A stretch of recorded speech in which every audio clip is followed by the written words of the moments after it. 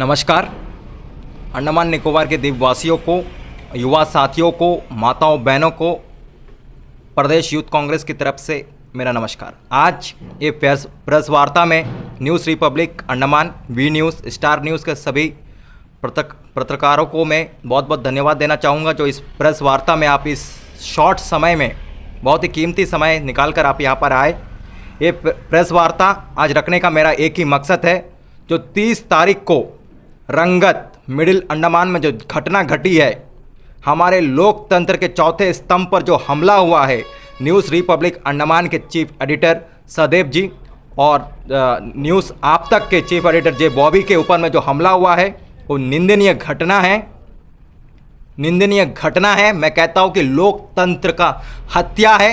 जो अंडमान निकोबार द्वीप समूह में इतनी बड़ी घटना होती है, वो भी पुलिस, जो वहाँ पर रंगत पुलिस स्टेशन के ठीक सामने 100 मीटर की दूरी पर ठीक रात 8 बजे कुछ लोगों ने अचानक वहाँ पर हमला कर दिया। जो मीडिया एक सच्चाई दिखाती है, डिगलीपुर से लेकर नॉर्थ मिडिल तक हर बार news Republic Andaman, V news जैसे निडर पत्रकार और स्टार न्यूज़ के जितने भी हमारे डिगलीपुर के पत्रकार हैं, उन पर हमला होना जनता के लिए अच्छा नहीं है, यहाँ के लोकतंत्र के लिए अच्छा नहीं है। और मैं कहता हूँ कि ये लोकतंत्र की हत्या है, यानी कि संविधान में जो freedom of speech and expression दिया गया है उसका उल्लंघन है, क्लियर वायलेशन ऑफ आर्टिकल 19। और जो अधिकार दिए गए हैं पत्रकारों को देश में निडरता के साथ सच्चाई दिखाने का, उसके लिए भी एक निंदनीय घटना सामने आई है। मैं DGP Andaman Nicobar, SP north middle और सभी पुलिस स्टेशन के एसएचओ को अनुरोध करूंगा कि इस पर तुरंत कार्रवाई करते हुए इस पर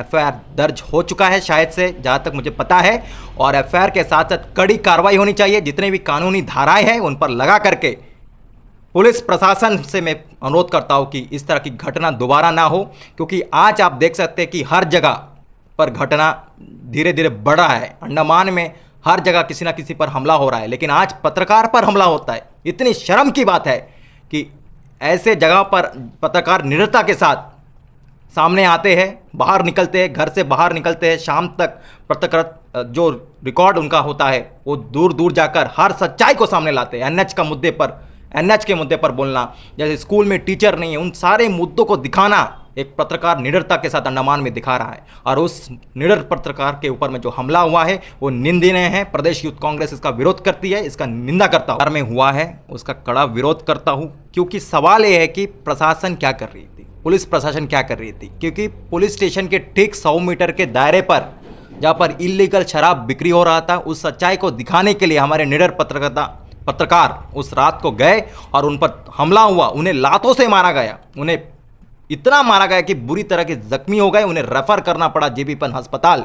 तो आप सोच करके देखिए, जो घटना है वो निंदनीय है, शर्मनाक है।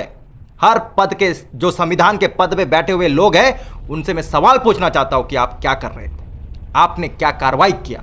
आपने ट्वीट किया, कल मैं ट्वीट देख रहा था, एसपी मैडम का ट्वीट आया कि आपने उन पर एफआईआर लॉन्च किया, आपने इलीगल शराबों पर छापा मारा। मैं पूछना चाहता हूं, क्या पत्रकार के हमला होने पर यह सब कुछ होगा, पहले क्यों नहीं हुआ। 30 तारीख को ये ड्राई डे था।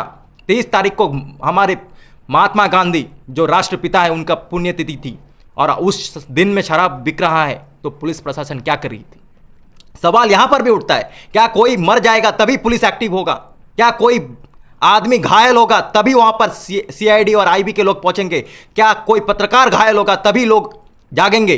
तो इस तरह के सवाल जो संवैधानिक पद पर बैठे हुए हैं, उन लोगों को सोचना चाहिए कि आप एक संविधान से जुड़े हुए लोग हैं, और पत्रकार पर अगर हमला होता है तो सोचकर देखिए कि अंडमान का कोई भी इंसान इस अंडमान में सुरक्षित नहीं है। हम बचपन में सोचते थे कि महिलाएं जो रात को निकलती थी वो निडरता के साथ निकलती थी, हम भी घूमते थे रोड में, आज डर लगता है। आज डिगलीपुर में मैंने परसों देखा कि एक जगह चलान चल रहा है, अगर आपके पास स्टाफ की कमी है तो आप उनको भी रिक्वायरमेंट प्रोसेस से भरिए, लेकिन किसी पर भी हमला होना और आप हमले का वेट इंतजार करना, ये निंदनीय है। मैं कहता हूं कि पुलिस प्रशासन को इस पर ध्यान देना चाहिए। लॉ एंड ऑर्डर में जितने भी लोग बैठे हुए हैं उनको ध्यान देना चाहिए, और डीसी सर से भी अनुरोध करूंगा कि आप लॉ एंड ऑर्डर को अच्छे से मेंटेन करें। एसपी मैडम से भी यही अनुरोध है कि पूरे जगह पर आप पुलिस तैनात करें, ताकि रात के समय में किसी पर भी अगर हमला होता है तो सूचना तुरंत आनी चाहिए और उनको सुरक्षित करना पुलिस डिपार्टमेंट का काम है। तो मैं कहना चाहूँगा कि जो भी घटना हुई है वो दोबारा इस प्रदेश में ना हो। अंडमान एक छोटा सा जगह है, अंडमान के लोग बहुत ही शांतिपूर्ण तरीके से अपने घरों में रहते हैं, पुलिस प्रशासन है।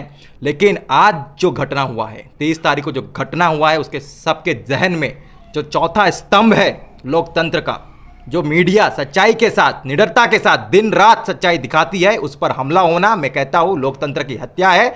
और एलजी साहब से भी अनुरोध है कि आप इस पर थोड़ा सा संज्ञान लीजिए, और डीजीपी सर से भी अनुरोध है कि आप इस पर संज्ञान लीजिए और उनको कड़ी से कड़ी सजा मिलनी चाहिए। मैं कहता हूं कि कानूनी कार्रवाई हो और उस पर एफआईआर हो, जो भी हो, लेकिन इस तरह का जो निंदनीय कार्य हुआ है वो दोबारा नहीं होना चाहिए। मैं प्रशासन से एक ही मांग करता हूं कि कड़ी से कड़ी सजा उनको मिलनी चाहिए। और हमारे पत्रकार के ऊपर में जो हमला हुआ है, हम चुप नहीं बैठेंगे। अगर इस पर कार्रवाई नहीं होगी तो आगे चलकर प्रदेश यूथ कांग्रेस इसके लिए मैदान में आ सकता है, रोड में आ सकता है। और हम अपने पत्रकारों को हक, जो न्याय यात्रा भी चल रही है, आपको पता है कि राहुल गांधी जी पूरे देश भर में न्याय यात्रा चल रही है, हम न्याय के साथ हैं, हम सच्चाई के साथ हैं। और पत्रकार के साथ जो हुआ है वो निंदनीय है। मैं बार बार इसका कड़ा विरोध करता हूँ। बहुत बहुत धन्यवाद।